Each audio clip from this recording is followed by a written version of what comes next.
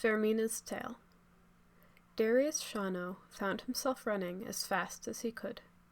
He had no idea what he was running from or towards, but he didn't care. The desire saturated his mind. There was nothing in the world except flight. He looked around for landmarks, anything to place himself or to use as a target, but to no avail. The featureless grasslands through which he was sprinting extended as far as the eye could see. Just have to keep running, he thought to himself. I have to run as fast as I can. On and on he ran, with no end in sight or in mind. Standing over Darius Shano while he lay quietly in his bed were his mistress, Vermina the Dreamweaver, and the mad god Sheogorath. Vermina looked down with pride at this disciple of hers and was boastful of her little jewel. Such potential in this one. Through dreams of inspiration, I have nurtured literary talent into fruition, and now he stands in acclaim as an emerging bard and poet. He will gain much favor before I tire of him. Sheogorath, too, gazed at the young Breton artist, and saw that he was indeed famous among the other mortals. Mused Sheogorath, but how many are there who hate this mortal whom you have built? It is the hatred of the mortals which confirms greatness, and not their love. Surely you can accomplish this as well? Vermina's eyes narrowed. Yes, the mortals are indeed often foolish and petty, and it is true that many of their most bold have been despised. Do not worry, mad one, for I have the power to achieve many forms of greatness with this one, hatred among them.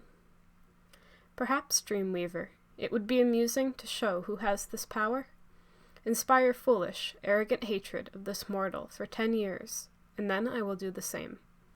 We shall see whose talents are most efficient, free of aid, or interference from any of the Daedra. At this, she relaxed into confident pleasure. The mad god is indeed powerful, but this task is suited to my skills. The mortals are repulsed by madness, but rarely think it worthy of hate. I shall take pleasure in revealing this to you, as I bring the more subtle horrors out of this mortal's subconscious. And so, in the 19th year of his life, the dreams Darius Shano had been experiencing began to change. Fear had always been a part of the night for him, but now there was something else. A darkness began to creep into his slumber, a darkness that sucked away all feeling and color, leaving only emptiness behind. When this happened, he opened his mouth to scream, but found that the darkness had taken his voice as well.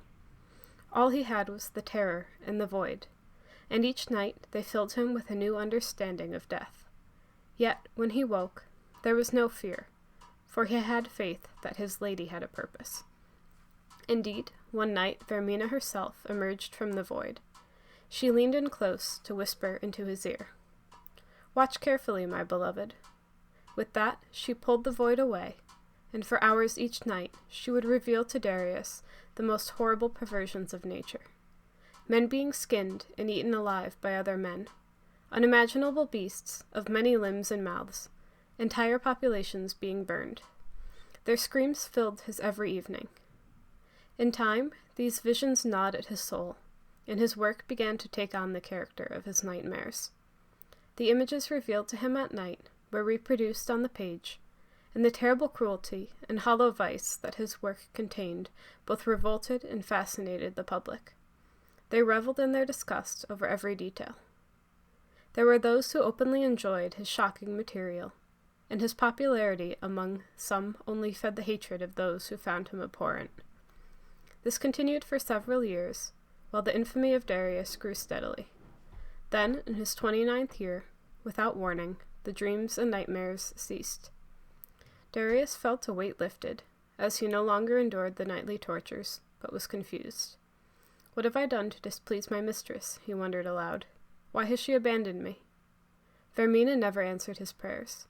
No one ever answered, and the restless dreams faded away to leave Darius in long, deep sleeps.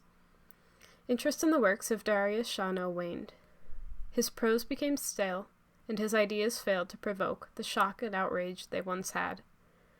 At the memory of his notoriety and of his terrible dreams faded, The questions that raced in his mind eventually produced resentment against Vermina, his former mistress. Resentment grew into hatred. From hatred grew ridicule. And over time, ridicule became disbelief. Slowly it became obvious. Vermina had never spoken to him at all. His dreams were simply the product of a sick mind that had righted itself. He had been deceived by his own subconscious, and the anger and shame overwhelmed him. The man who once conversed with the deity drifted steadily into heresy. In time, all of the bitterness, doubt, and sacrilege focused in Darius a creative philosophy that was threaded throughout all of his subsequent work. He challenged the gods themselves, as well as the infantile public and corrupt state for worshipping them. He mocked them all with perverse caricatures, sparing no one and giving no quarter. He challenged the gods in public to strike him down if they existed, and ridiculed them when no such comeuppance was delivered. To all of this, the people reacted with outrage far greater than they had shown his previous work. His early career had offended only sensibilities, but now he was striking directly at the heart of the people. His body of work grew in size and intensity. Temples, nobles, and commoners were all targets of his scorn. Finally, at age 39, Darius wrote a piece entitled The Noblest Fool, ridiculing the emperor god Tiber Septim for integrating into the pathetic Nine Divines cult. The local king of Dania, who had been humiliated by this upstart in the past, saw his chance. For his sacrilege against the empire, Darius Shano was executed, with a ceremonial blade, in front of a cheering crowd of hundreds.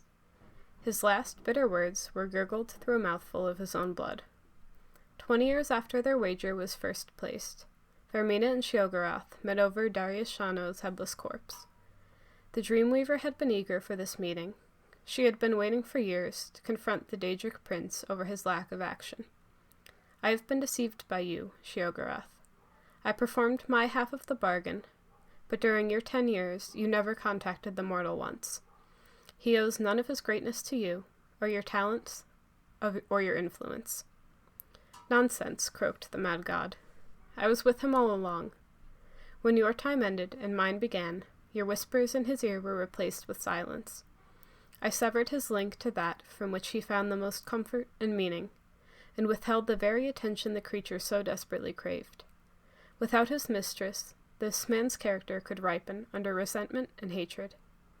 Now his bitterness is total, and, overcome by a madness fueled by his rage, he feeds me in my realm as an eternal servant. Sheogorath turned and spoke to the empty space by his side.